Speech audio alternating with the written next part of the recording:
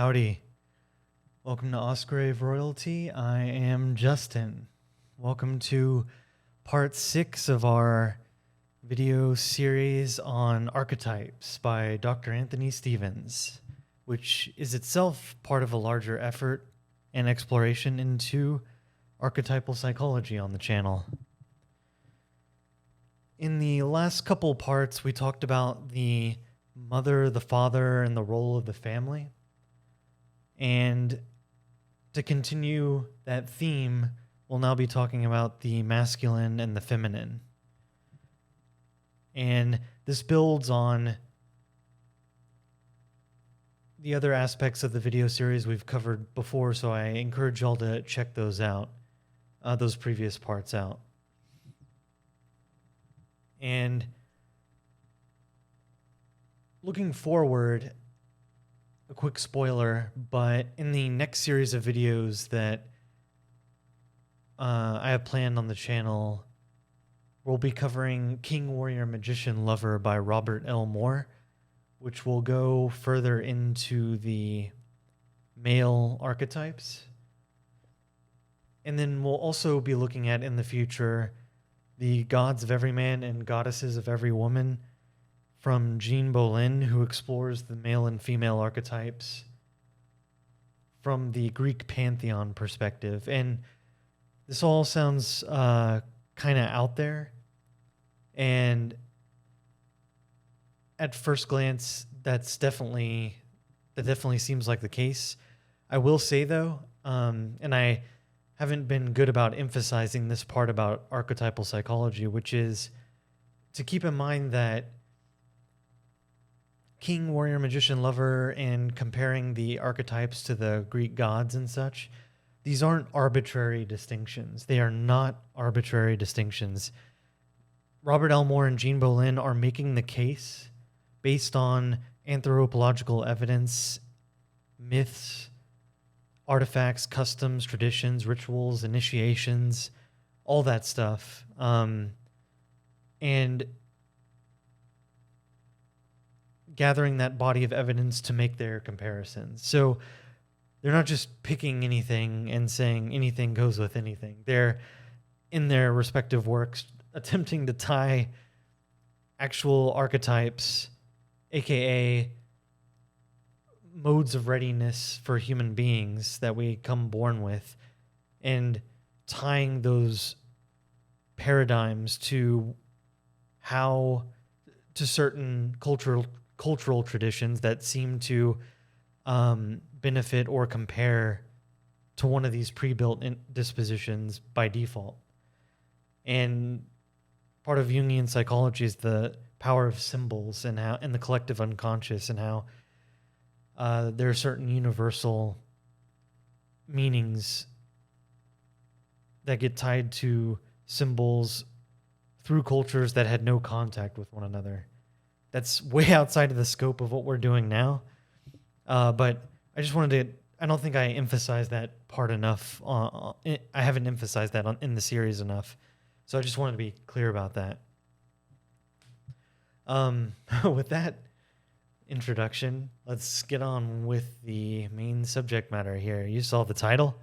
So yeah, we'll be covering the masculine and the feminine, and with a heavy emphasis on the anima and the animus. The anima being the contrasexual complex in the male, and the animus being the contrasexual complex in the female. So Stevens defines a complex as a group of interconnected ideas and feelings which exert a dynamic effect on conscious experience and on behavior.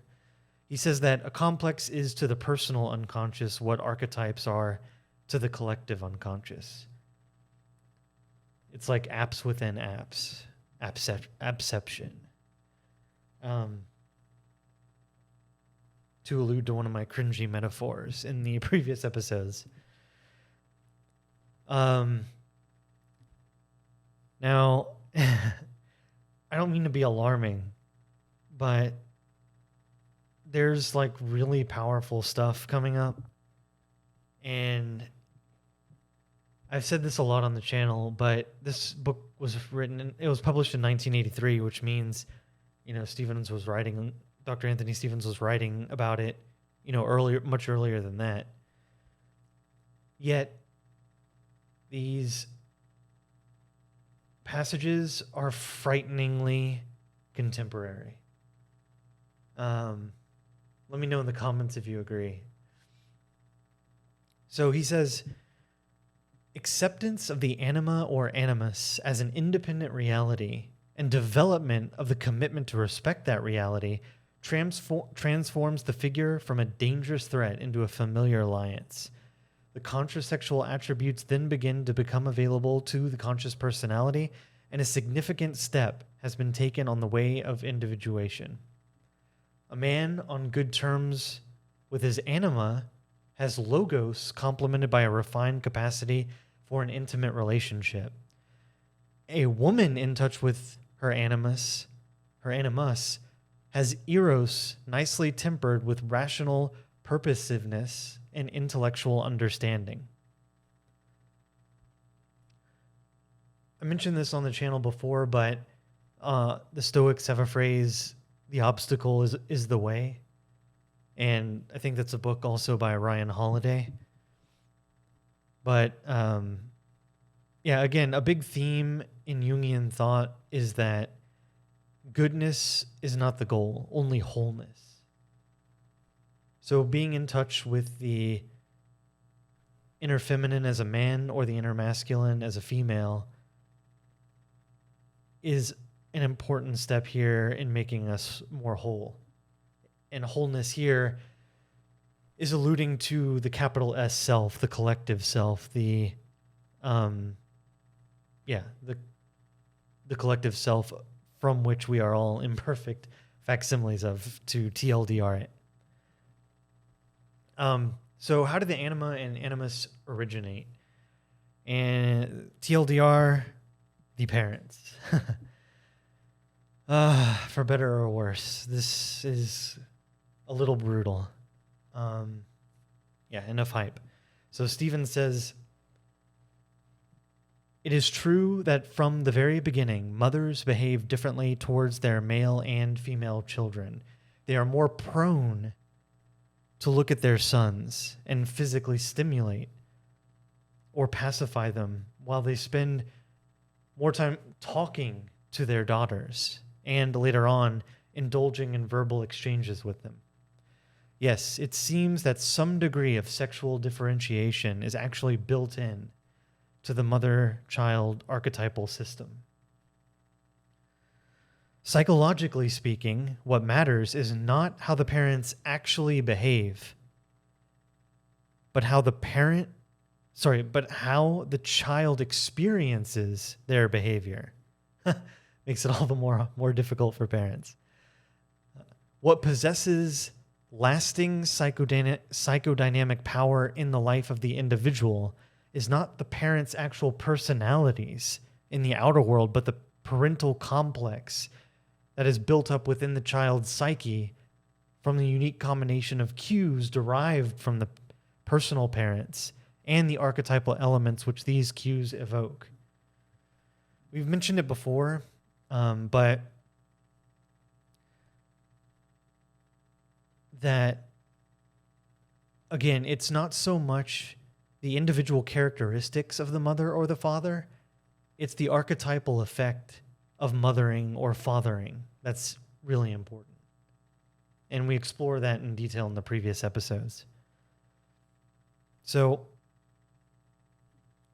he says, so it is that one's success or failure in relating to members of the opposite sex, drumroll, is largely determined by extensive experience gathered in childhood of repeated interactions between one's mother and father. All schools of analysis agree, and this is rough, that there is no finer start in life than to have been born to parents who loved, trusted, and respected one another, who were open and honest in their personal dealings, and consistent in their attitudes to each other and to their children. He goes on, what is particularly significant for the child's sexual development is the personal value attributed by each parent to the other, like we were just talking about. The authoritarian father who patronizes his wife and denigrates her position will have a damaging effect on his daughter's self-concept and will encourage equally chauvinistic attitudes in his sons. The weak father, on the other hand, who adopts a submissive or ineffectual role in the relation to his wife, invariably forfeits her respect and undermines his position with his children, who are archetypally conditioned to expect him to be strong, and who consequently, aided by the conscious or unconscious influence of their mother, come to despise him. And, the Manosphere talks a lot about that. Again, this is chillingly contemporary. If this isn't knocking you on your ass, I'm not doing my job. So in this situation, the mother is forced onto her instrumental side, with the result that the children increasingly depend on her animus and on each other for the authoritative guidance normally and archetypally provided by the father. In our society, this latter constellation is becoming more and more evident with the decreased salience and availability of the modern father, and accounts in some measure for the contemporary emphasis on female rights and peer relationships.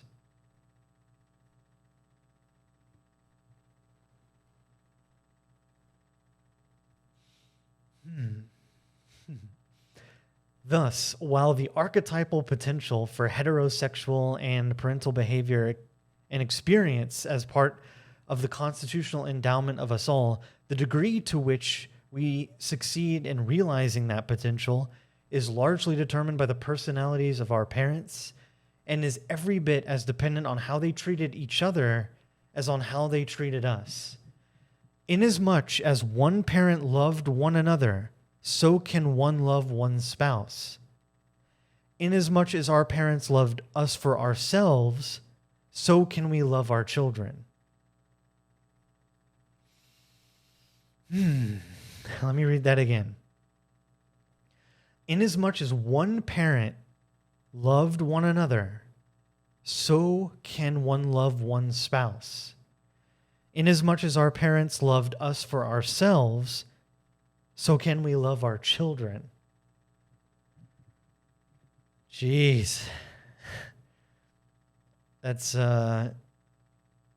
very, very, very chilling.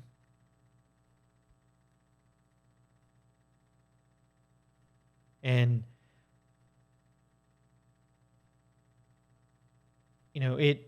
I'm not a determinist, but they have a phrase in the black pill sphere, which is "it never began" or "it's over." And I think of those phrases when I think about this, that to the large growing populations of children who have grown up in broken homes for whatever reason, their potential is highly, highly diminished in terms of developing their contrasexual parts, their anima and their animus. And that hindrance hinders their further effort towards wholeness and individuation as part of the greater goal of existence. Let me know what you think in the comments. He continues, the traditional belief that women naturally differ from men has met with widespread rejection.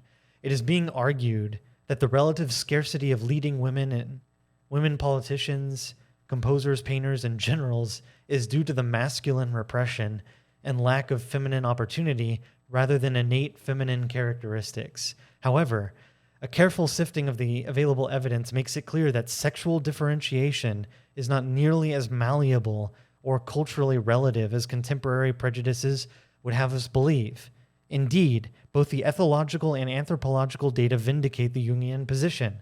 It seems probable that significant differences between the political, social, and economic roles of men and women are determined by genetics. You either laugh or you cry. And again, this was published in 1983. It's now 2022. Are things worse or better? Let me know in the comments. He says that women should be forced by a delusory series. That women should be forced to compete with men on masculine terms and on masculine territory is a madness generated by a culture whose members have become alienated from their archetypal roots. The masculine and feminine principles are fundamental archetypes that have dominated the life of our species since its emergence, as indeed they had dominated the lives of our forebears. To deny their profound significance is about as sensible as denying the existence of the penis or the womb. Was this written yesterday? Jung was no male chauvinist. Not only did he hold both masculine and feminine principles in equal respect, there's no question of one being superior to the other. Both are mutually complementary and homeostatically balanced, then mutually interdependent.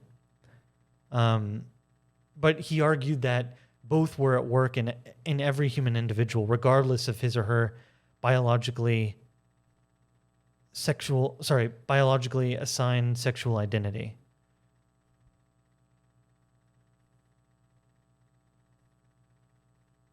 Right. So whether male or female biologically, both masculine and feminine principles are at work.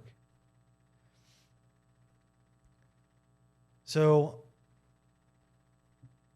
I'm afraid the bad news kind of continues here. We hinted at it before, but Stevens articulates a few specific pathologies that can occur when the contrasexual complexes aren't fully developed. So one, he says, an insufficient or one-sided activation of the anima or animus results in a quest for the ideal partner never seen before.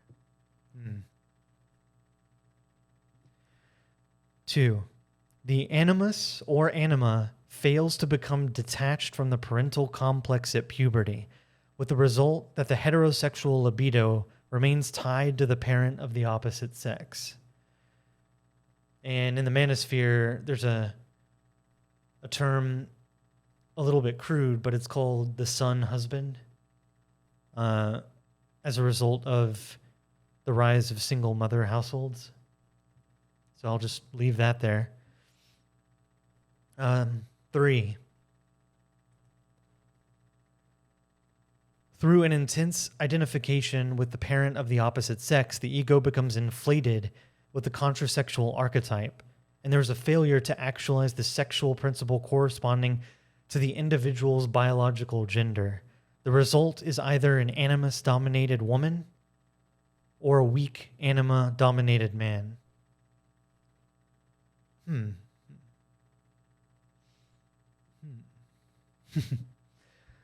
Let me know in the comments. Do not go on a tangent. Do not go on a tangent. Number 4, repression of the animus or anima under the prohibitive influence of the superego can result in flight from all members and attributes of the opposite sex and a compulsive identification with the members and attributes of one's own.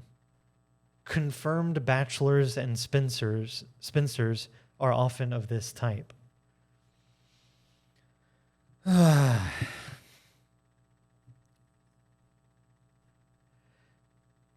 From the beginning of this series, Alan, we've been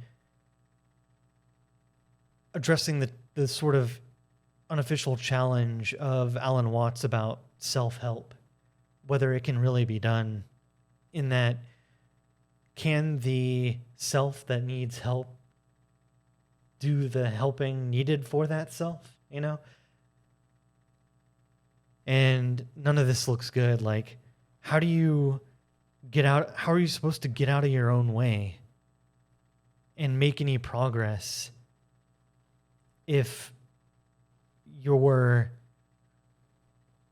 possess these pathologies? And Stevens gives some examples in the book from his own practice about how he just couldn't help certain patients. They were too identified with one complex or the other.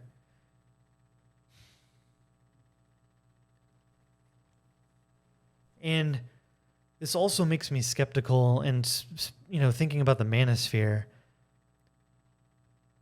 This may be why a lot of the advice may not be productive. We don't know, sometimes advice will be given if you do this, then this. Chances will be better, probabilities will be better for success if you do X or Y or whatever. But if you're being hindered in some way, then it's sort of not going to work for you, to put it bluntly.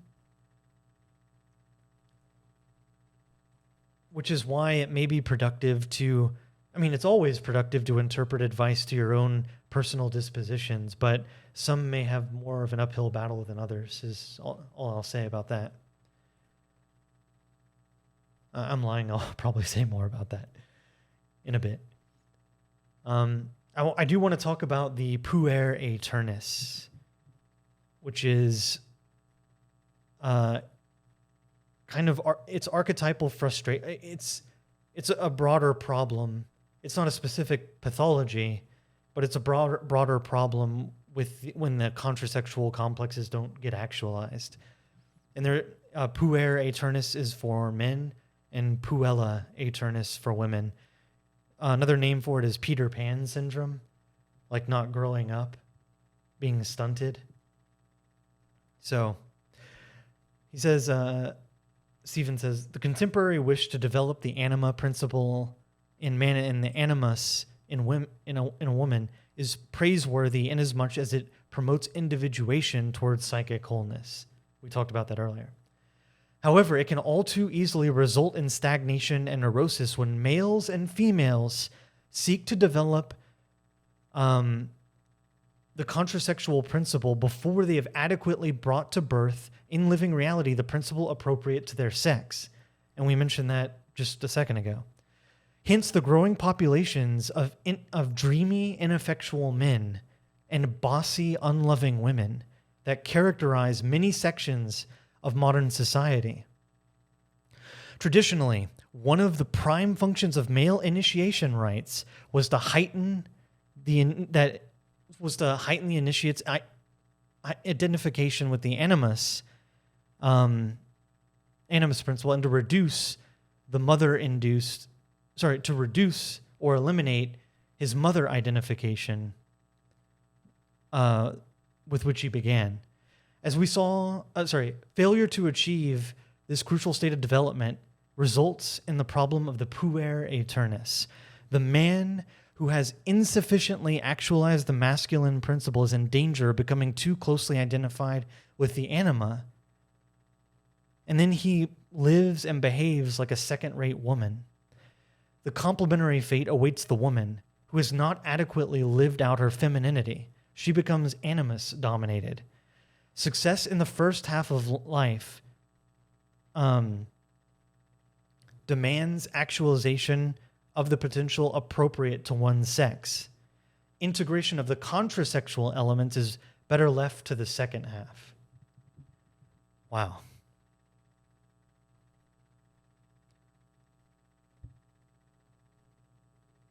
Again, this is like the bad timeline. We may be really advanced technologically, but there seems to be a case forming that culturally we are going backwards, if not off a cliff. If not, we've already crashed. Let me know in the comments what you think. I do want to talk about archetypal projection. I think this is valuable to this overall discussion. Yeah, fellas, let me know if you can identify here. When a man experiences passionate attraction to a woman, it is because she seems to embody his anima, and she appears to him more beautiful, more numinous than any other woman around, often to the stupefaction of his friends who completely fail to understand what he sees in her. This is the phenomenon of archetypal projection, but only those who have the experience of falling hopelessly in love can know what the phenomenon is like. In normal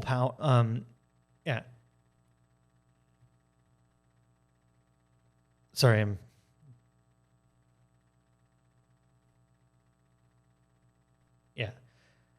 I think we already covered that. My bad.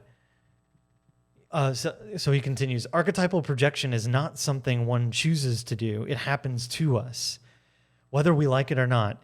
But there is evidently a natural tendency for the phenomenon to occur. Inherent in every archetype is the notion of unfulfillment and inner awareness of me. Man needs woman, either his mother or mate, if he is to fulfill himself. The archetype ever seeks its own completion, and when activated, reveals that which remains to be attained on the torturous path forward to individuation. Yeah, so there's a constant striving for wholeness. Basically, it's like reverse entropy. Like, wholeness is the default direction that the psyche takes, and it's gonna do everything it can. Projection, defense mechanisms,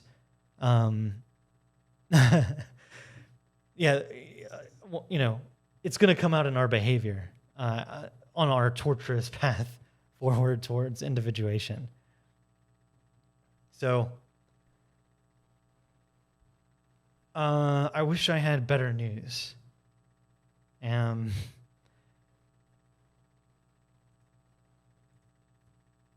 me know what y'all think in the comments about all this, and when you look inward, where do you think you stand on your femininity masculinity ratio as a man or a woman?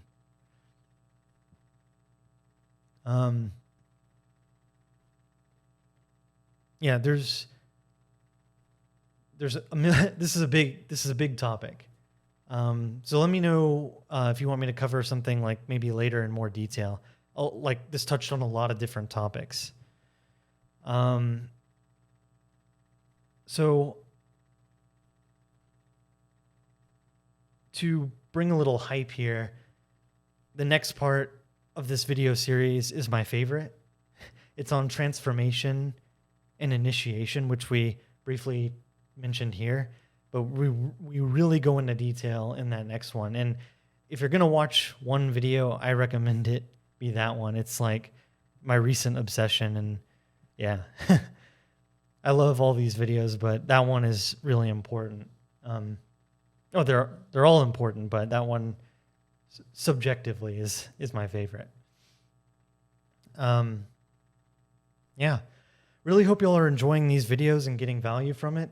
Let me know in the comments about anything. I want to turn this into a wider discussion, a back and forth with y'all. And yeah, I appreciate y'all's time sticking with me here. This one was a bit quote heavy and a bit grim, but awareness is the key. And yeah, have a good one, y'all, and I'll see y'all in the next one. Bye-bye.